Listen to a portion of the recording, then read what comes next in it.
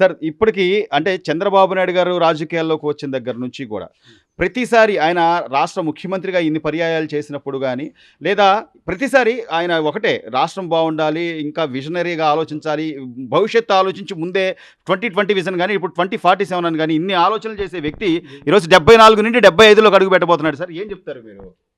పరిపాలన అంతా బాగానే ఉంది. ఉమ్, అమరావతి రాజధాని డెవలప్మెంట్ చేస్తున్నాడు. పోలవరం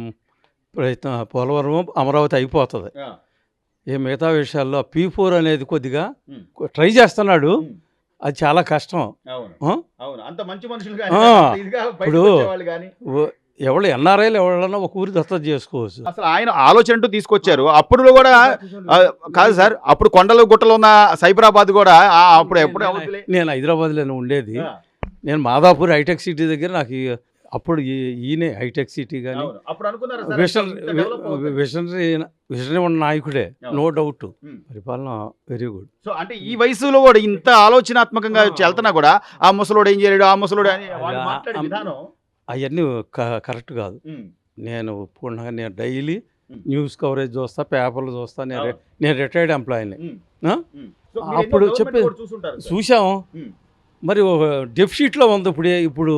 అవును ఇప్పుడు నీ దగ్గర జేబులో ఉంటే నువ్వు ఎవరికైనా హెల్ప్ చేస్తావు. అవును, అంతేగాని నీ దగ్గర డబ్బులు లేకుండా నువ్వు ఎవరికైనా హెల్ప్ చేయాలంటే ఎక్కడ చేస్తా? కష్టం కదా. కష్టం కదా. అవును. మీ ఫాదర్ అప్పులు చేసేస్తే నువ్వు ఎట్ట చేస్తావు? అవును, అయినా కూడా ఆయన ఏమంటున్నాడంటే కొంత సమయం ఇవ్వండి, నేను జనరేట్ చేయగలను, నాకు ఆ నమ్మకం ఉంది, పరిశ్రమలు తెస్తాను, ఉద్యోగాలు తీసుకొస్తాను, ఇవన్నీ చెప్తున్నారు. డెవలప్ అవుద్దిలే. ఉమ్.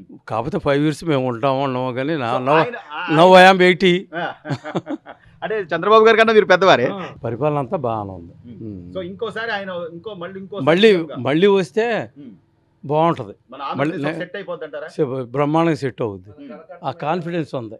ఇసుక మాత్రం ఫ్రీ అయిపోయింది. అవును. అది వరకు ట్రాక్టర్ 15,000 అమ్మేది ఇవాళ ఇప్పుడు 2,000 3,000 ఇంటి దగ్గరకు వచ్చేస్తుంది.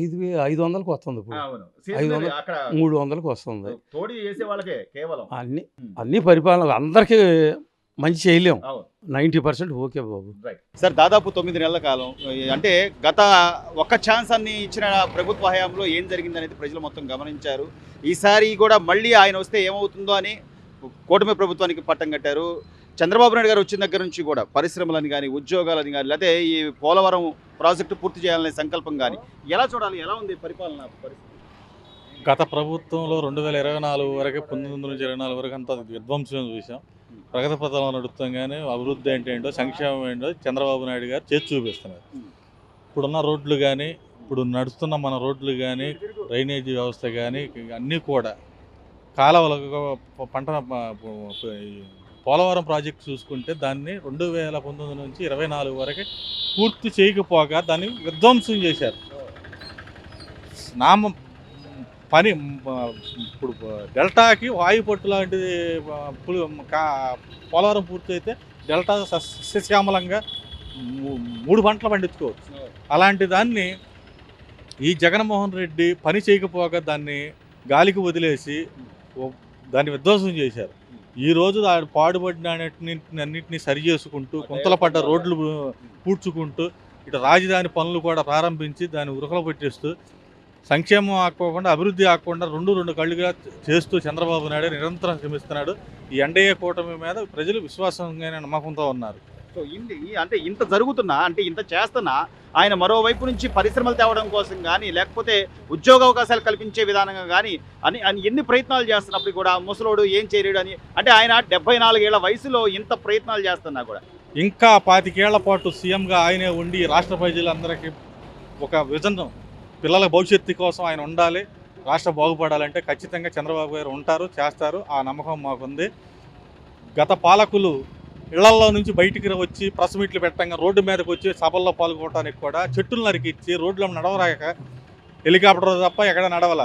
చంద్రబాబు గారు ఈ రోజు కూడా రోడ్డు మీద నడుస్తూ నిత్య యువకుడిలాగా నడుస్తూ ప్రజల సమస్య తెలుసుకుంటూ పాలకులు అధికారులను పరుగులు పెట్టిస్తూ పలానా పని అవ్వలేదన్న కంప్లైంట్ నాకు రాకూడదని గ్రీవెన్స్ పెట్టి ఎక్కడెక్కడ వరకలు పొందిస్తున్నారు.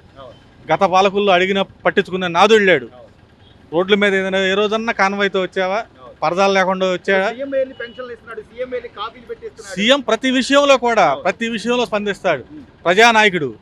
నాలుగు గోడల మధ్యన కూర్చుని పదాలు కట్టుకుని తిరిగే మనిషి కాదు. ప్రజల్లో ఉండే మనిషి చంద్రబాబు నాయుడు గారు. నిత్యం శ్రామికుడు, నిత్యం ప్రజల్లో ఉండాలి, ప్రజల్లోనే తిరుగుతాడు ఆయన.